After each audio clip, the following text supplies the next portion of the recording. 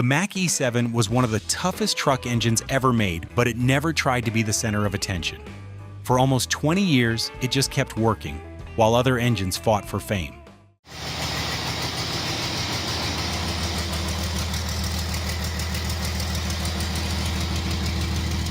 While others chased headlines, this one quietly kept running mile after mile. No noise, no hype, just built strong and doing its job again and again without needing praise. But here's what makes its story different. Even though it lasted longer than most engines and survived when many others didn't, people still didn't talk about it much. This is the story of the Mack E7, the engine that handled everything and still stayed in the background.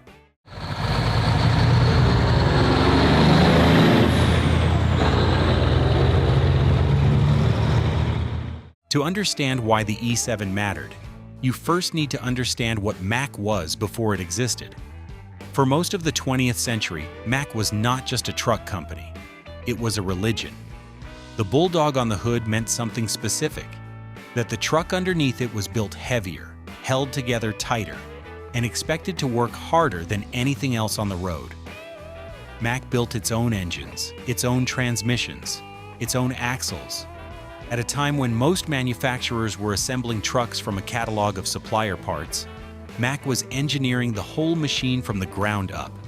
That vertical integration gave them a level of control over quality that nobody else could match, and it gave Mack drivers a sense of loyalty that bordered on tribal. You did not just drive a Mack, you were a Mack man. That distinction mattered on the docks, on the job sites, and at the fuel stops in between.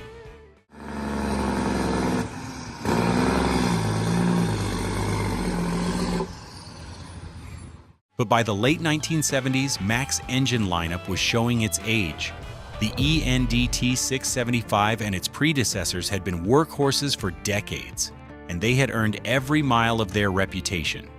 The problem was that the trucking industry was changing faster than any engine family could keep up with. The energy crisis of the early 70s had made fuel economy a survival issue for owner-operators in a way it had never been before. The deregulation of the industry in 1980 opened the highways to more competition, which put downward pressure on freight rates and made every dollar of operating cost count in ways that fleet managers were only beginning to understand. Drivers, who had been loyal to a brand their whole careers, were starting to ask harder questions about what they were getting for their money, and the competitors were answering those questions with turbocharged, after-cooled engines that were making numbers Mack's existing lineup could not touch. Cummins had the N14, Caterpillar had the 3406, Detroit Diesel had the Series 60 on the horizon. Each of those engines represented a serious engineering effort backed by serious investment, and each of them was eating into the market that Mack had always considered its own. The vocational segment, the heavy haul, the refuse trucks, the mixers, the dump trucks that worked too hard for anything less than ironclad reliability.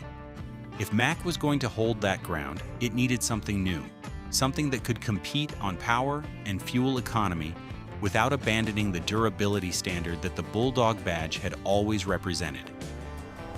That engine was the E7.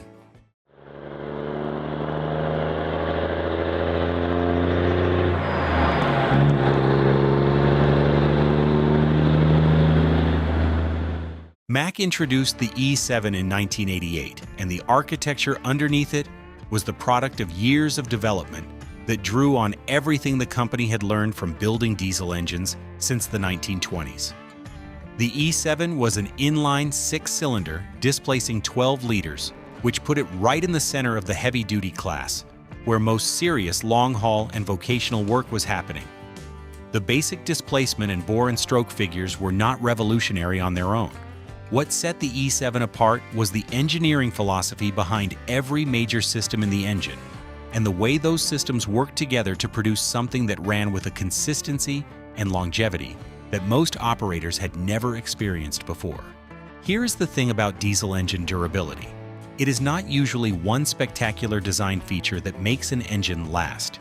It is the accumulation of dozens of smaller decisions, any one of which might seem minor in isolation, but which compounds over hundreds of thousands of miles into an enormous difference in reliability. The E7 was full of those decisions. The cylinder head design gave each cylinder its own individual head, which meant that a problem with one cylinder did not require pulling the entire head assembly. The overhead camshaft ran directly above the valves, which reduced the complexity of the valve train and kept the timing more precise at high loads. The lubrication system was engineered with conservatively large oil passages that kept pressure consistent even when the engine was working hard in high-temperature conditions, which is exactly the environment where most engine failures begin. The unit pump fuel injection system that Mack used on the E7 deserves particular attention because it was one of the features that separated it from the mechanically injected engines that most of the competition was still running. Each cylinder had its own individual high-pressure pump driven directly by the camshaft, which meant that injection timing and fuel delivery could be controlled independently for each cylinder. To put that in perspective, on a traditional inline pump system, one centralized pump had to manage fuel delivery to all 6 cylinders through a common rail or delivery system, which created compromises in timing and pressure that showed up as uneven combustion across the engine. The E7's unit pump system eliminated most of those compromises. Each cylinder got exactly what it needed, when it needed it, at the pressure it required. The result was an engine that burned fuel more completely, produced less soot, ran cooler, and wore more evenly than its competitors could manage with the older injection architecture. Mechanics who worked on E7s regularly will tell you that when you pulled the heads on a high-mileage example, what you saw inside the cylinders looked different from what you expected. The carbon deposits were lighter, the wear patterns were more uniform. An engine that had been properly maintained through its service intervals and run hard across several 100,000 miles looked, internally, like it had been treated far more gently than the logbook suggested. That was not luck. That was the unit pump injection system, doing its job over and over again without the uneven combustion events that beat up cylinders from the inside. The E7 launched in power ratings that ranged from the low 200s through around 400 horsepower, depending on the configuration. And Mack expanded and updated those ratings throughout the engine's production life, as emission standards tightened and the market demanded more performance. The vocational versions, the ones going into refuse trucks and ready-mix concrete mixers and heavy-haul dump trucks, were typically rated in the 250 to 350 range, where low-end torque mattered more than top-end power. The long-haul configurations pushed higher into the 350 to 400 horsepower range, where they were competing directly against the Cat 3406 and the Cummins N14 on the interstates and the mountain passes. And this is where the E7 story gets complicated in the best possible way. On a dyno sheet, the numbers were competitive, but not spectacular. Cummins and Cat could point to their peak horsepower figures with pride. And in a dealer's office comparing spec sheets, those numbers looked impressive. But drivers who actually ran the E7 loaded and over the road learned something that the spec sheet could not capture. The E7 made its power in a way that felt different from the competition. The torquey curve was broad and flat through the mid-range, which meant the engine did not need to be worked as hard to maintain speed on grades or in headwinds. Drivers who came off a competitor's engine and got into an E7 for the first time sometimes thought something was wrong because the engine was so much quieter and smoother at highway speed than they were used to. It was not working as hard to do the same job, and that translated directly into fuel economy and longevity that no dyno number could quantify. Owner-operators running the Northeast Corridor or the mountain routes through Pennsylvania and West Virginia were among the first to notice what a properly set-up E7 could do over the long term. A guy making payments on a Mack was looking at every aspect of his operating cost with the same intensity he brought to everything else in his working life. And the E7 had a way of making those calculations come out favorably in ways that were not always obvious on paper. Lower maintenance intervals between major services, longer time between in-frame overhauls, consistent fuel consumption that did not creep upward the way some competitors' engines did as they aged and wore. For an owner-operator with one truck and one income stream, the difference between an engine that held its efficiency through 400,000 miles and one that started softening at 250,000 was not an abstract number. It was the difference between making your payments and missing them. Mechanics in the shop had a different kind of relationship with the E7, and it produced its own kind of loyalty. The engine was designed to be worked on by human beings, which sounds like an obvious requirement, but was already becoming a rarer quality as the industry moved toward more complex designs.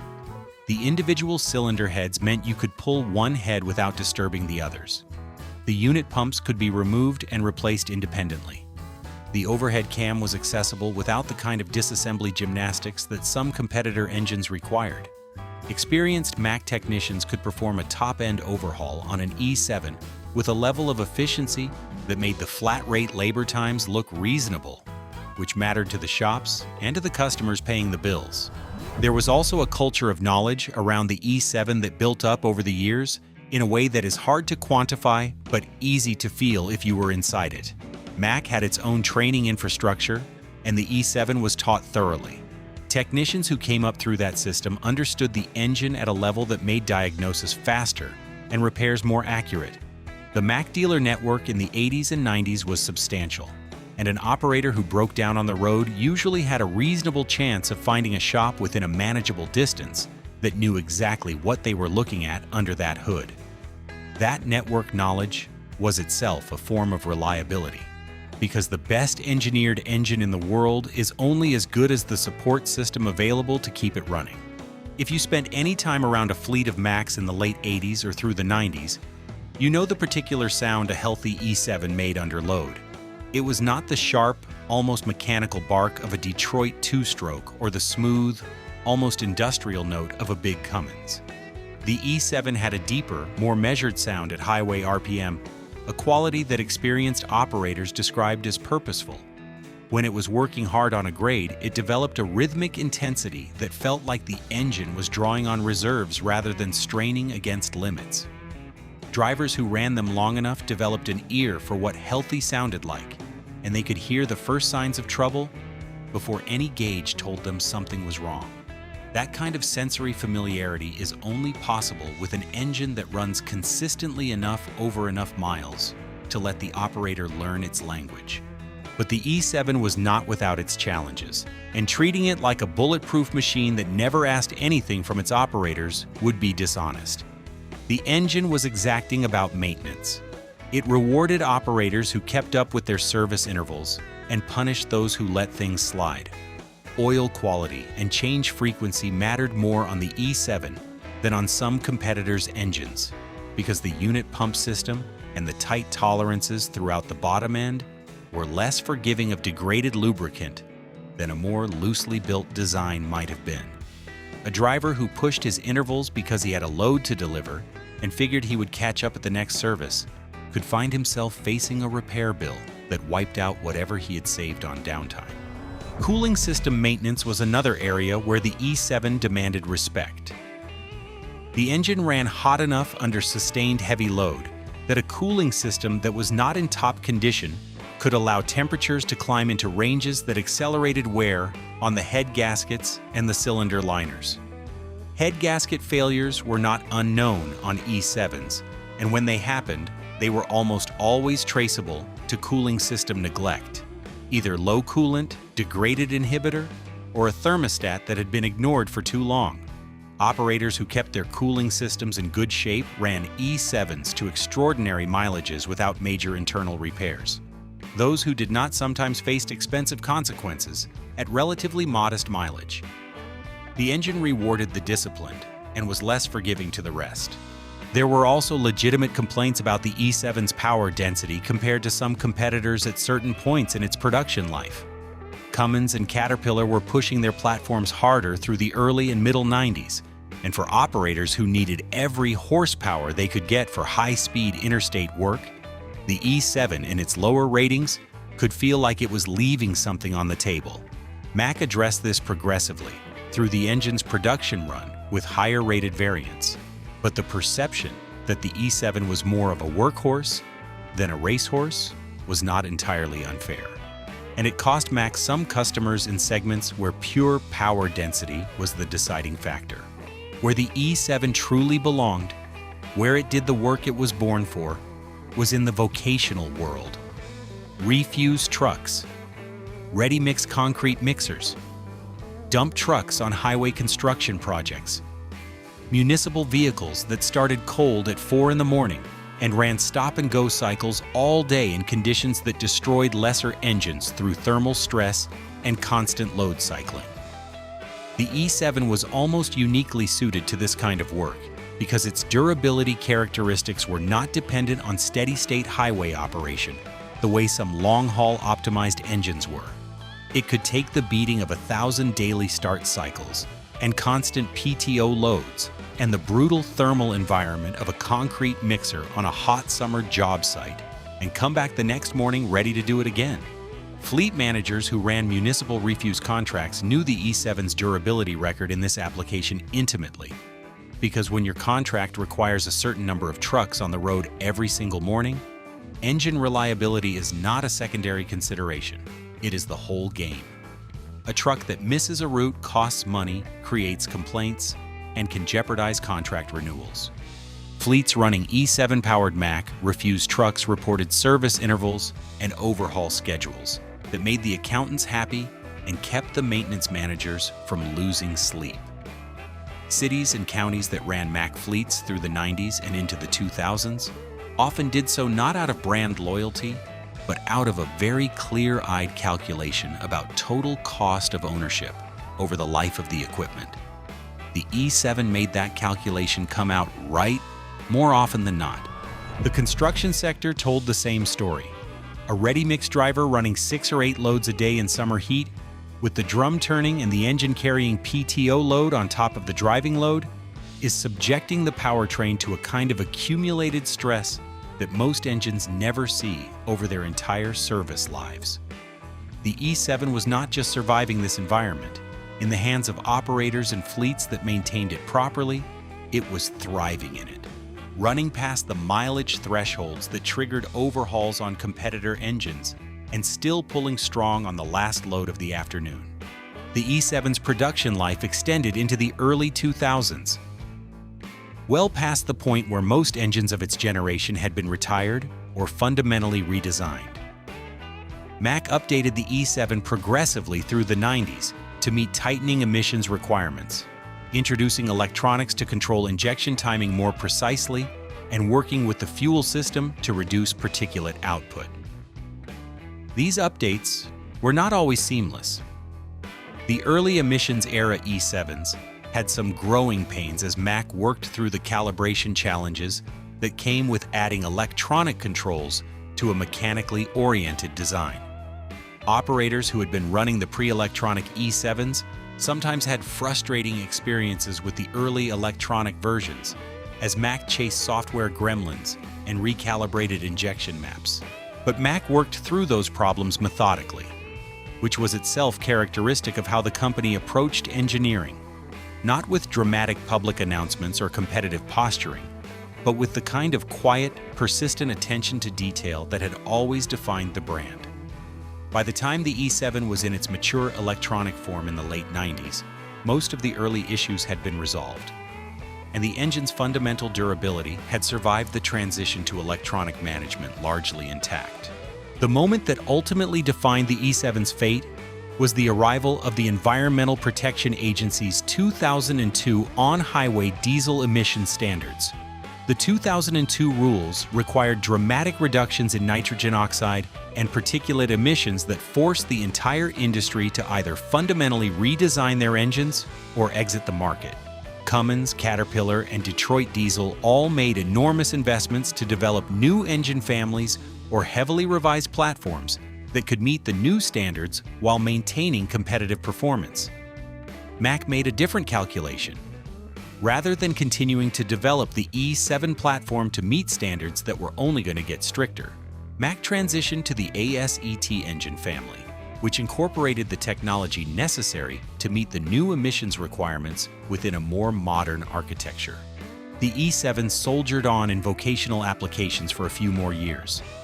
in markets and configurations where the transition timeline was different, but as a production engine for new over-the-road trucks, its time had passed by the early 2000s. The decision was not a failure of the E7 as an engine. It was a recognition that the regulatory environment had moved to a place where the cost and complexity of adapting the existing platform would exceed what the market could absorb. The E7 had been built for a world where the primary measure of an engine was how well it did its job for the people who depended on it. The new regulatory world required engines that could also satisfy emission standards that the original architecture had never been designed to address. And this is where the feeling of loss becomes real. Not loss because the E7 failed, but loss because the world that needed it most was also the world that eventually made it impossible to continue. The owner-operator who built his business on an E7-powered Mack was watching an industry change around him in ways that went far beyond what engine was under the hood. Deregulation had compressed margins. Fuel costs had become volatile. Insurance requirements had escalated. The simple arithmetic of running one truck and one driver that had worked for a generation was getting harder to sustain, and the retirement of the E7 was part of a larger story about an era in American trucking that was ending. The E7s that kept running, the ones that survived in fleets and in private hands and in the vocational corners of the industry where durability still trumped everything else, became something more than just old equipment. They became evidence that an engine built to a philosophy of longevity could actually deliver on that promise across mileage figures that would have seemed implausible to anyone who had not seen it happen. Mack dealers and independent shops that stayed busy keeping older E7-powered trucks on the road into the 2010s were not doing so out of nostalgia. They were doing so because the trucks were still working, and the economics of replacing them with something newer did not always make sense. An E7 that had been properly maintained and had been through a quality overhaul was not a liability. It was a proven asset. There are E7s running today in refuse trucks and concrete mixers and specialty haulers that have accumulated mileages that would challenge belief if they were not documented in maintenance records. Engines that have been through one or two in-frame overhauls and have come out the other side still making honest power and still drinking fuel at reasonable rates. The overhaul economics were always part of the E7's value proposition, because an engine designed with the kind of machine tolerances and serviceable architecture that the E7 featured could be brought back to a condition close to new with a fraction of the cost of a new power plant. Fleets that understood this math kept running their E7s long past the point where a less durable platform would have been retired to the salvage yard. What the E7 never got, and what this story is ultimately about, was the cultural recognition that its durability deserved. The engines that became legends in American trucking conversation were usually the ones with the most dramatic stories. The Detroit two-stroke that was loud enough to be heard a mile away. The N14 that powered the fastest time on every mountain route in the West. The 3406 that cat drivers talked about with a reverence usually reserved for religious figures. The E7's story was quieter. It was the story of a truck that started every morning and came home every night and did it again for 15 years without asking for much beyond regular maintenance and clean fuel. That is not a story that makes for easy drama. It is a story that makes for a dependable business. The drivers who ran E7s longest and the mechanics who knew them best will tell you something that does not show up in any spec sheet. There is a specific kind of confidence that comes from knowing what your equipment is capable of. Not from hoping it will hold together on the next run, but from having watched it hold together on 1,000 runs before that one. That confidence is what the E7 gave to the people who understood it. And the people who understood it, who maintained it correctly, and did not ask it to do things it was not designed for, were rewarded with a relationship between operator and machine that the trucking industry in the following decades struggled to replicate with all of its electronic sophistication and warranty programs and telematics packages. The E7 did not need a computer to tell it what to do. It needed an operator who understood that running an engine hard and running it well were two different things, and that the discipline to do the latter was what separated the operators who kept their equipment for 20 years from the ones who were back at the dealer every 3. That distinction between running something hard and running it right was at the center of what the E7 represented. And it was at the center of what a certain kind of American working culture represented, a culture that valued the knowledge of how to make things last over the impulse to replace them when they showed wear. What remains of the E7's legacy is not a museum exhibit or a nostalgic collector community. It is something more functional than that. It is the engines still turning over in the trucks that have outlived every expectation anyone had for them when they left the factory. It is the mechanics who came up on E7s and learned from them a set of principles about diesel engine durability that apply to every engine they have touched since. It is the operators who can describe, from memory and from feel, exactly what a healthy E7 sounds like at operating temperature and highway load, a specific piece of knowledge that took years to earn and that nobody is going to teach them from a YouTube video or a factory service manual.